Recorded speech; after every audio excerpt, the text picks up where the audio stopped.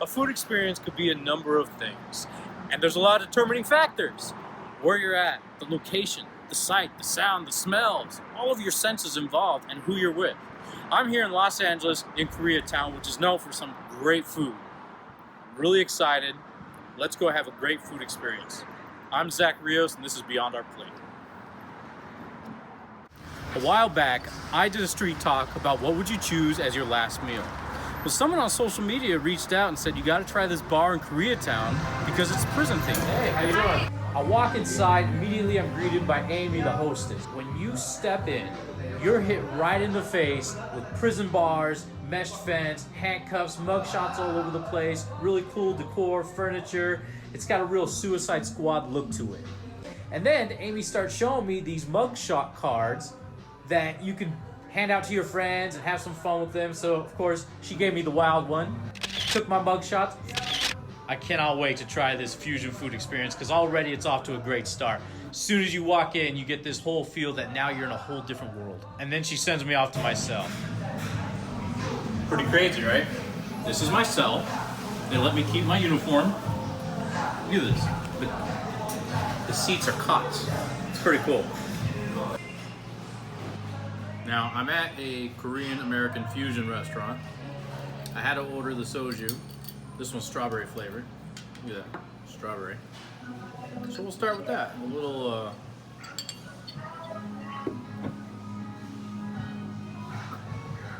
I don't know if you're supposed to shoot it.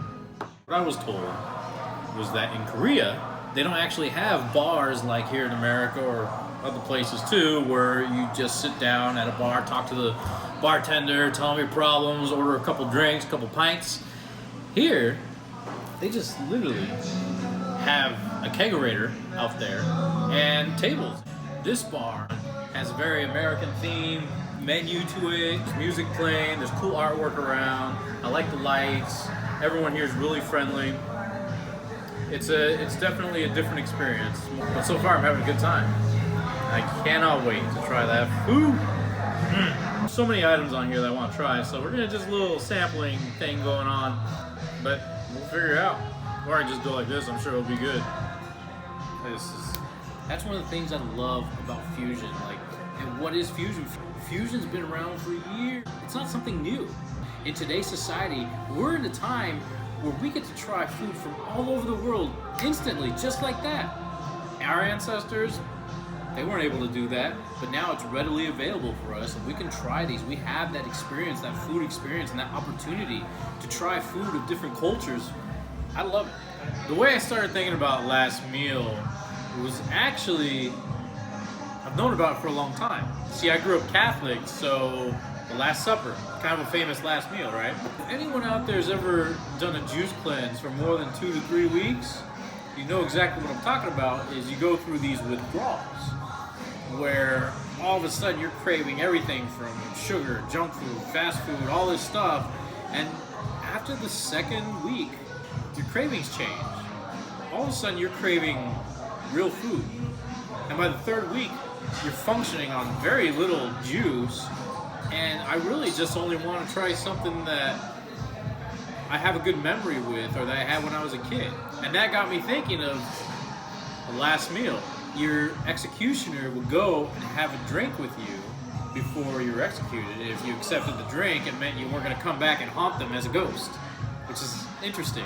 It got me to thinking, what would I choose? What would anyone choose? And what is the most often requested thing? Is it something that goes back to your childhood, that you've been in prison for the last 20, 30 years, you're about to be put to death, and all you really want is maybe something that takes you back to a simpler time when mom was cooking in the kitchen, and something even like mac and cheese or a sandwich or comfort food? Or do you take it the opposite way and try something that you've always wanted your whole life but never had the opportunity to try? Some, 20-pound lobster, caviar, or something like that. Like, what do you choose? Or do you just rebel until the very end and then refuse your last meal? He brought me my naked squid fries. Check that out. I'm excited. By the way, everything smells really good. This, I don't know what this is. Oh, it's peanuts. It's roasted peanuts. That's good. Squid fries, naked squid fries, which means there's nothing on them except some oil and stuff like that. What I love about squid is it's not fishy. Texture, it's great. It's chewy. For those of you that never had squid, this is definitely a good start for you. Look at that. They give you a good portion too. A lot of places you go don't give you much squid. Now, they have roasted peanuts here. I wonder if that makes a difference. Interesting combination. All right. Just mix it up. Mix it up? Mix it up. Sure, yeah.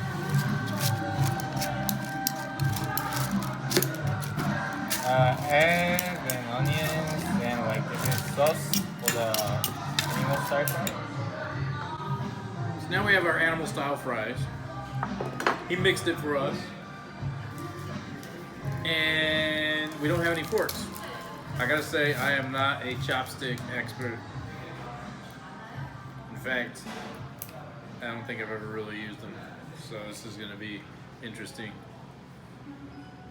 Cheese, animal style sauce, onions, egg, and French fries. What I like too is they mixed it. The entire fry is saturated with the sauce. It's really good. When you break bread with someone, you're actually connecting. Enjoy it. Might be your last meal. I'm excited. Ooh, I can smell bell pepper.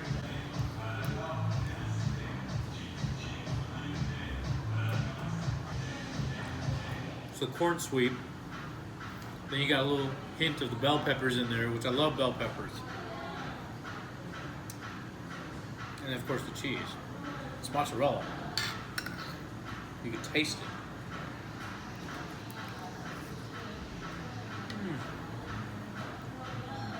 That sweetness of the corn and the texture of the cheese, that's what makes it. It's so good. And then just a little subtle hint of the bell pepper. Man. Gotta say, I could definitely eat this every day. Yeah, I think I'm in heaven. Look at that. That is a pork cutlet with tomatoes covered in cheese and some pickles and jalapenos. I'm not into jalapenos that much, but I'm into cheese, I'm into pork, I'm into tomatoes, I'm into pickles. So, you know, what, 90%? This is great. This is fantastic. Ooh, can't wait to try it.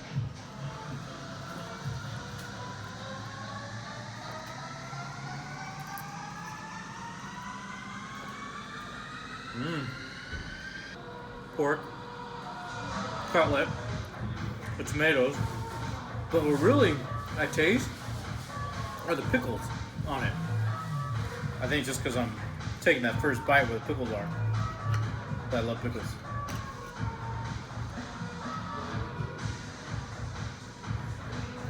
What you have is a pork cutlet with fresh tomatoes on it, which is really, really good because it kept the pork cutlet very moist, really flavorful, and then it's covered with cheese, mozzarella. Come on now. And then of course, the pickles. It's really good. I can't get enough of it. Try the jalapeno. I'm not trying all of it. It's the food experience. Try with a jalapeno. Half a jalapeno. Alright. I don't like jalapenos, but I'm gonna have a jalapeno because it's here. Not first, it's just like you're.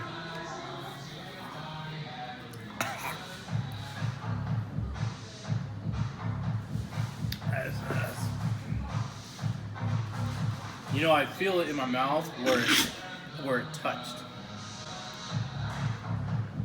Side, back of my throat. I don't normally eat spicy food, but man, that was kind of spicy. I can't even taste this anymore. Fried chicken. I don't even know where to start. Looks like fried chicken. Smells like fried chicken. I think it is fried chicken. And then we got this. I don't know what this is. Like a radish. It's good. It's like soaked in something. It's sweet. I love it. All right. We're going to start with the fried chicken.